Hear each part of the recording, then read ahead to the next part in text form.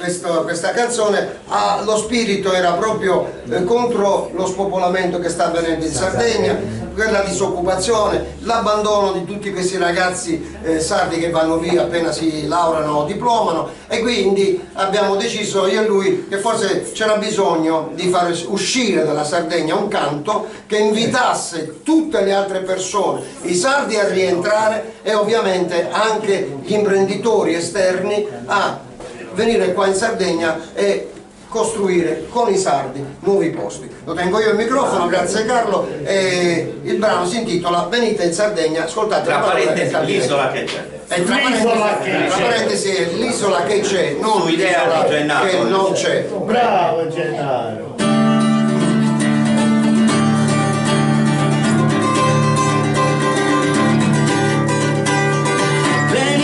Sardegna, venite qua giù, c'è un sole che scalda e i cuori di più, la gente sorride, non piangerà mai, nasconde il dolore e i suoi tanti guai.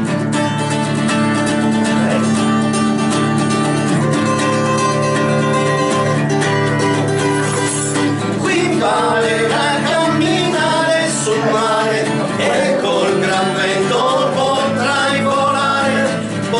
sentire la voce, il figlio del tempo.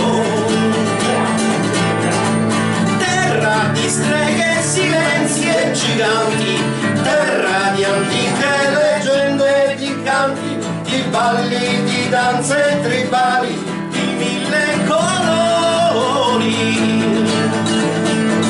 Venite in Sardegna, venite qua giù, c'è un sole che scalda i cuori e di più, la gente sorride, non piangerà mai, nasconde il dolore e i suoi tanti guai.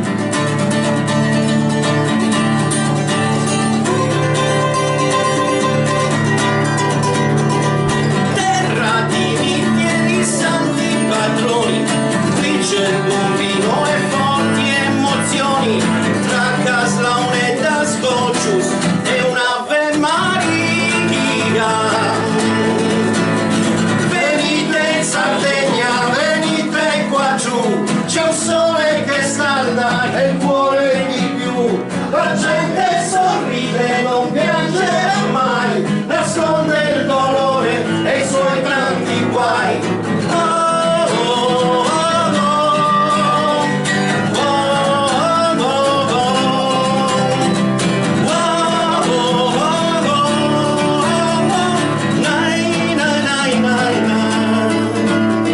Venite in Sardegna.